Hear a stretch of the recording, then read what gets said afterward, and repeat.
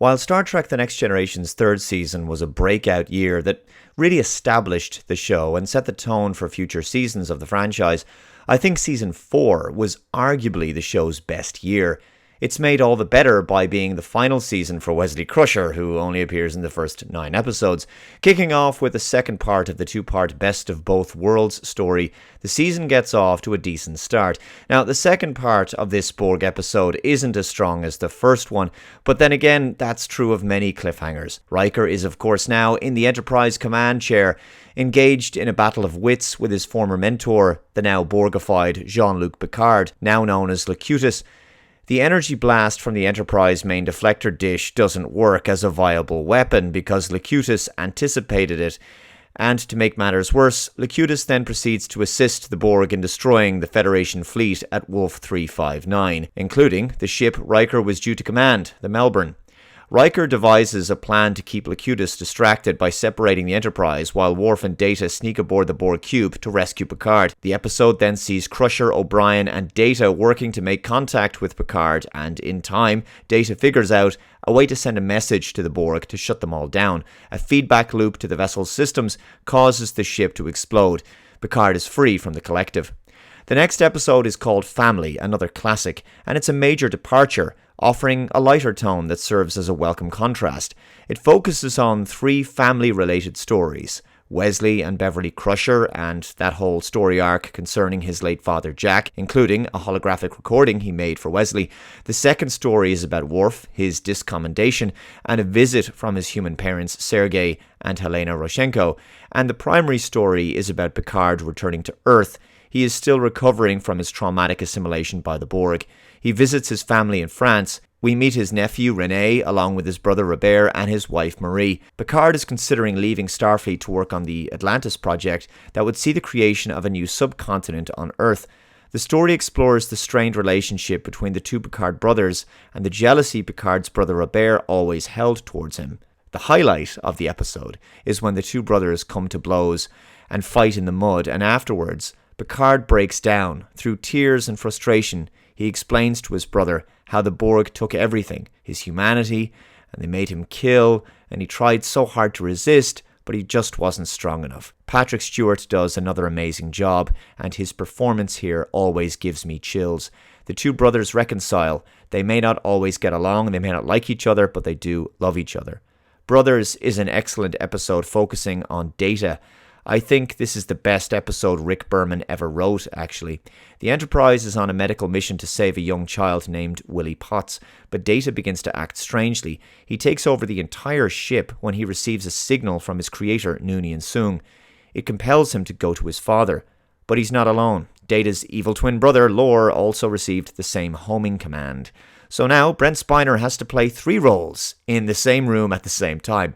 Kudos to him because he puts in an excellent performance in this story. Soong tells them both that he's dying and that he's also created an emotion chip for Data. But before he can install it, Lore once again has Data deactivated, and he does the switcheroo where he pretends to be Data. He injures Soong and transports off the planet with the emotion chip.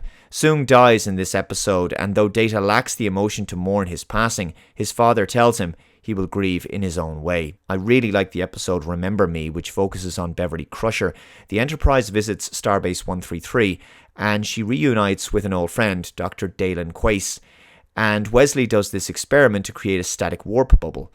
Everything seems fine until the Enterprise leaves the station, and Crusher discovers that Dr. Quace is missing. But there's also no record of him ever being aboard. As the episode goes on, more and more crew members begin disappearing, and when they do, Crusher is the only one who notices, and she's the only one who remembers them. It's like the people have just been erased from history. It's a really trippy episode where eventually she's the last person left on the ship, and the computer has no record of anyone ever serving aboard the Enterprise except her. In fact, before that happens, it's just Picard and herself left on the ship. They have the entire ship to themselves, and she asks where the crew are, and he says they never needed one. Turns out she's fallen into this universe that's slowly collapsing around the Enterprise. But Wesley manages to pull her out through a vortex. Future Imperfect is another favourite of mine. It's a Riker-centric story. While on an away mission, during his birthday of all times, he collapses and awakens on the Enterprise 16 years later. The ship has changed, and he's been captain for about 9 years. He even has a son, and Picard is now admiral, serving aboard a Romulan ship with Deanna. Data is his first officer. Geordi's sight has returned. It's all very difficult for Riker to take in, but he slowly begins to accept his new reality. However, he starts to notice some odd occurrences and inconsistencies that make him question things once again. And of course, he realizes the whole thing is a charade when it turns out that Minuet was his wife. Minuet being a holodeck character from Season 1, so he twigs it's all a fantasy. And we get that excellent scene where he tells Picard to shut up, close his mouth and stop talking. Perhaps it will be best if we discuss this. Shut up! I beg your pardon. I said shut up! As in close your mouth and stop talking. We're then led to believe that the Romulans created this illusion in order to retrieve important Federation intelligence information from Riker. But there's more to this story than meets the eye, and the boy Ethan holds the key to figuring it all out. Without doubt, a highlight for me is the episode Clues. I think this is the best episode of the season, actually. The Enterprise encounters an M-class planet, but then, when they get close to it, a wormhole suddenly appears and everyone except Data falls unconscious. When they awake, they find that the ship's systems say that a day has passed, while Data tells them that this information is incorrect. It's only been a few moments. He says the wormhole is affecting the computer. When Picard orders a probe to be launched to find out what happened, the M-class planet is gone, and it's now a frozen gas giant. Data claims that the M-class planet was actually an error by the computer, caused by the wormhole once again.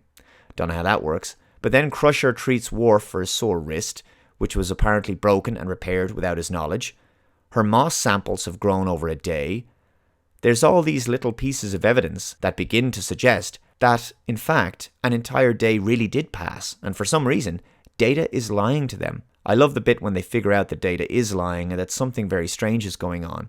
The idea that they lived an entire day and were awake and aware and possibly in serious danger, but they have no memory of it, it's a very disturbing and yet very tantalizing mystery. I won't spoil this one for you if you haven't seen it.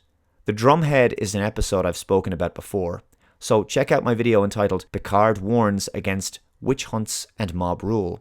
The episode deals with what is essentially a witch hunt, with a retired admiral, Nora Satie, coming aboard the Enterprise to investigate if there is a saboteur aboard who may be responsible for damage which was done to the ship's warp drive. Satie is a character hungry to see justice done at all costs, the kind of person who believes, show me the man and I'll show you the crime. The episode explores the dangers of convicting someone based on circumstantial evidence and mere suspicion. An alleged crime has been committed. Several suspects are questioned, including a Klingon named Jadan, who turns out to actually be a spy for the Romulans, and he's feeding them classified Starfleet information.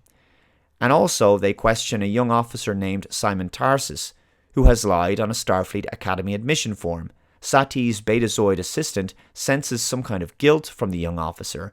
He feels guilty for lying on his form. He stated his grandfather was Vulcan when in fact he was a Romulan. But none of this has anything to do with the damage done to the warp drive. Nevertheless, Satie connects all these dots that don't actually go together, constructs an elaborate theory that Jadan and Tarsis are working together as part of a conspiracy to betray the Federation to the Romulans. But all Satie has done is created an investigation rabbit hole based on an inaccurate interpretation of the evidence. Before too long, Satie's self-righteous crusade, an insatiable desire to find a guilty man, leads her to place Captain Picard on trial. The episode has some fantastic performances, especially from Patrick Stewart and Gene Simmons, really great writing, and a profound concluding message. We think we've come so far. Torture of heretics, burning of witches, all ancient history. Then, before you can blink an eye, suddenly it threatens to start all over again. I believed her. I helped her. I did not see what she was. Mr. Worf, villains who twirl their mustaches are easy to spot. Those who clothe themselves in good deeds are well camouflaged. This line speaks volumes about the virtue signalers and ideologues who secretly push authoritarianism by using social justice. They'll speak on behalf of minorities or claim to be fighting perceived inequalities in the world, when in fact, all they want is an opportunity to gain power and control. I think after yesterday, people will not be so ready to trust her. Maybe.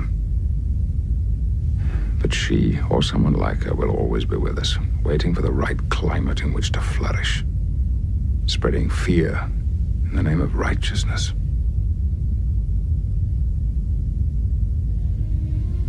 Vigilance, Mr. Wolf. That is the price we have to continually pay.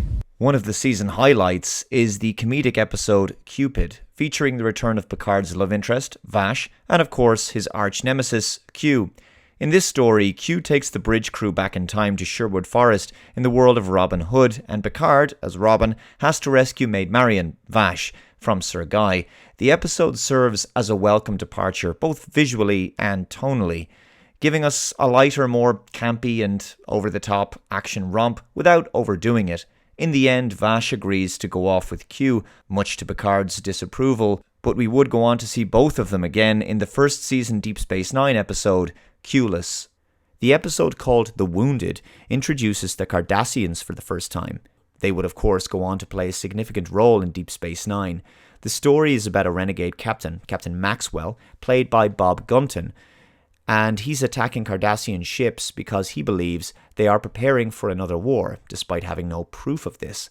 Maxwell is the former commanding officer of Chief O'Brien.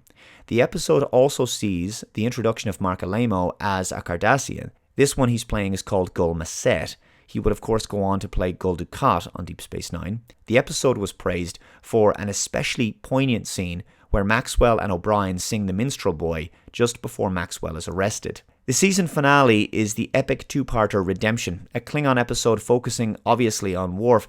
The new Klingon Chancellor Gowron informs Picard, who is the arbiter of succession, that the House of Duras will soon challenge his rule with a large fleet. If this happens, it could precipitate a civil war within the Empire. Because women aren't allowed to serve on the High Council, the Duras sisters, Lorsa and B'Etor, have to appoint the illegitimate son of Duras. He's called Toral. The episode also deals with Worf's quest for the restoration of his father's good name and the honour of his house. He takes a leave of absence to fight alongside his brother Kern, who commands a small fleet of ships. The episode also sees the introduction of the Romulan commander Sela, played by Denise Crosby. She's the daughter of Tasha Yar, specifically the version of Tasha Yar from the alternative universe from yesterday's Enterprise, the Yar that was sent back through time on the Enterprise C, and she was later captured by Romulans and eventually gave birth to a half-Romulan child, Sela. Season 4 is arguably the best season of The Next Generation, with consistently high-quality episodes from beginning to end and very few duds.